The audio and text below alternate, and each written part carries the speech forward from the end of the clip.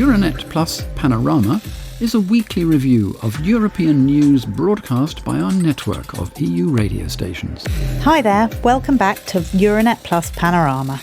This week, MEPs gathered in Strasbourg for the last plenary session of this legislature. They faced a voting marathon with some 90 legislative dossiers and 7 resolutions up for the vote. Particularly eagerly awaited were the debate and final vote on the Right to Repair Directive, gender-based violence, packaging and packaging waste, the air quality text, the review of the Common Agricultural Policy, and the European Disability Card, among others. As well as looking at a selection of these votes, we will also take the chance today to reflect on some of the achievements and setbacks of this 9th parliamentary term. It may have taken a few years, but on Tuesday, the 23rd of April, the long-awaited Right to Repair Directive became a reality, subject to formal approval in the Council, when it was adopted in Strasbourg by a landslide. The new rules aim to reduce waste by obliging manufacturers to repair goods quickly and cost-effectively after the legal guarantee period has expired. S&D member Mark Angel tells Luxembourgish broadcaster 100.7 that the benefits are manifold. Even after a product's warranty has expired, it should still be repairable. This is what is new. We want to move away from a throwaway culture. We've really achieved something here, where the consumer benefits by saving money and, simultaneously, the environment benefits too. This, I believe, is the real added value. The directive makes it easier for consumers to access spare parts and guidance on carrying out their own repairs. It also includes repair incentives and provides for assistance in locating repair services and refurbished goods. In the end, a resounding 584 MEPs voted in favour and only 3 against.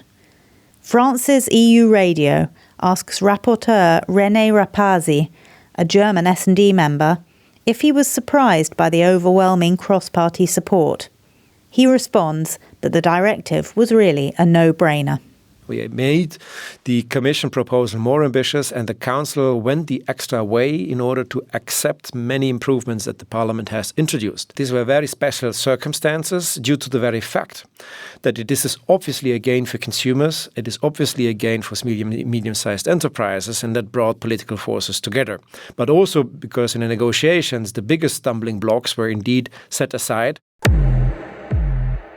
Then on Wednesday, the Parliament adopted the first ever EU rules to combat gender-based violence.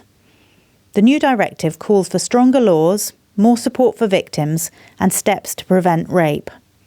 It also incorporates online offences, including the disclosure of someone's private information and cyber flashing. The change in the law was motivated by a widespread feeling that sexual and domestic violence should be treated consistently across the EU. However, agreement could not be reached on a standard consent-based definition of rape. This was blocked by several member states, including Germany, whose justice minister ruled that rape could not be regulated under EU law. The European Parliament was insisting on an only yes means yes approach, yet certain countries preferred to hold on to their no means no principle, which puts the onus on victims to prove that they refused consent. Austrian MEP Evelyn Regner is disappointed with this outcome, but still believes there is much to celebrate. AMS shares her comments. Only yes means yes. This is key to our general coexistence. This is especially true in moments when we are particularly vulnerable.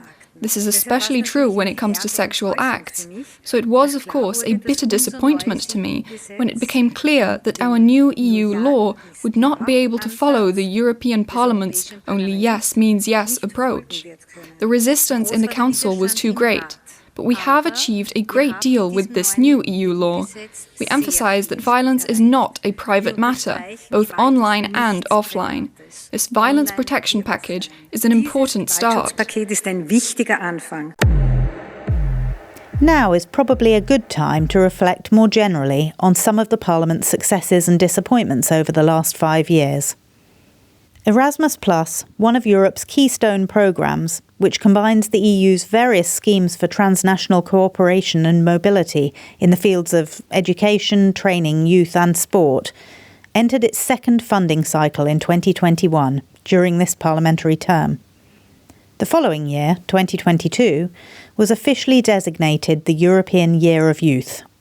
Since Europe's young people have been such a focus during this legislature, EU Radio asks French Renew Europe MEP Laurence Fareng what Erasmus Plus has achieved over the last few years. Premièrement, on a pratiquement doublé le programme afin justement. We have practically doubled the program budget precisely in order to give ourselves the means to send away young people or groups of people who were not previously part of the program. In terms of budget, in the Erasmus regulation, we set out the new beneficiaries of this plan, stating specifically that it is really important to go beyond higher education students who already find it easier to go away thanks to their curriculum and level of autonomy, and the fact that this traditional Erasmus program is now established. So we said, now we want to get younger people to go away. We have this opportunity to encourage primary, lower secondary and upper secondary pupils to go away, and above all, we are going to target young people on different types of courses, such as those linked to vocational training, apprenticeships, etc. C'est-à-dire des cursus liés à la formation professionnelle, à l'apprentissage. But what still needs to be done? On a besoin de renforcer nos compétences européennes. We need to strengthen our European skills. In the face of the challenges of energy, ecological and digital transformation, it is very important that Europe moves towards this union of skills and sharing of skills, which is also one of the major objectives we are pursuing through the future European Education Area, EEA, and the recognition, eventually, of all diplomas, since we are not there yet. So yes, Erasmus has made enormous progress. The challenge for the next programme will be to consolidate these major new dimensions. Ces grandes dimensions de nouveautés. RTBF talks to two Belgian MEPs, an EPP member and a Green. Although the conversations take place in separate interviews, they inevitably end up on common ground, notably the climate and agriculture. EPP politician Benoît Lutgen is asked if Brussels has gone too far in respect of farmers. It's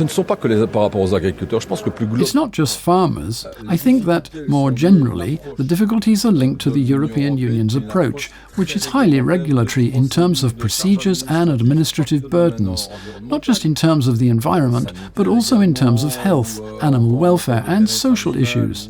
Regulations, procedures, standards and controls are not the only way forward, either for a country or for the European Union. That's where the mistake lies. The Belgian broadcaster puts this question of too much regulation to Philippe Lambert, who, after 15 years as a Green MEP, will not be standing in the upcoming elections. When you have to manage a domestic market of 450 million consumers, yes, these laws have to be made somewhere, and this is the place. Yet the Green member is extremely unhappy about the outcome of another of this week's votes, the one that saw the bloc's fiscal rules tightened, with member states under pressure to reduce excessive debt. The rules had previously been relaxed to kickstart Europe's economy post-COVID, and they have not returned to their pre-COVID rigidity. Yet the Green MEP is devastated about the potential impact of this decision on the green transition. Without massive private and above all public investment, we're going to miss our targets big time. So this vote at my last plenary session is truly heartbreaking.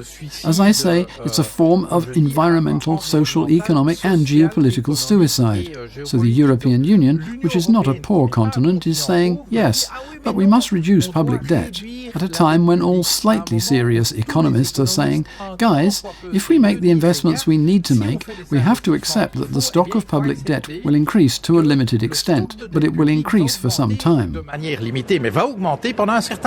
Indeed, many other voices around the bloc are stressing that climate change will not take a break, so putting climate policy on the back burner, or somehow up for debate in the election campaign, should not be an option. Co-chair of the German Greens, Omid Nouripour, for example, who spoke at a press conference in Germany on Monday. AMS reports. The Green Deal is central to the future of competitiveness and Europe as a business location. We believe it should have been common sense. We believe it should actually be the lowest common denominator between the democratic parties, that we have to make this continent climate neutral. Lithuanian Renew Europe MEP Petras Auštrevičius tells Žinių Radijas that there are plenty of things that could have been done better over the course of this parliament, and gives another example. Perhaps we could have achieved some things more quickly, with fewer distractions and doubts, and with firmer action. We have finally adopted the migration document, but look at when the crisis happened, practically 8 years ago. Look how much debate, doubt, distraction and so on were needed in the EU to get where we are. With security and defence, we do not have that privilege. Political science professor Šarūnas Liekis from Lithuania's Vytautas Magnus University explains why progress may appear to have stagnated during this term. Brussels has had a lot of fires to fight.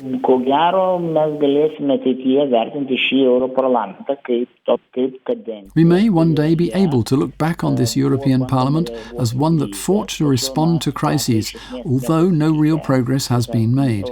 The European Parliament and Commission have not been able to overcome these challenges, apart from COVID. COVID was sorted out. Yet in terms of the overall systemic crisis, which is linked to global contradictions, relations with the US, with China, well, we could say that we're in a transitional period, that the European Parliament is still working to overcome the crisis. We will only see whether it is actually able to do so after these elections.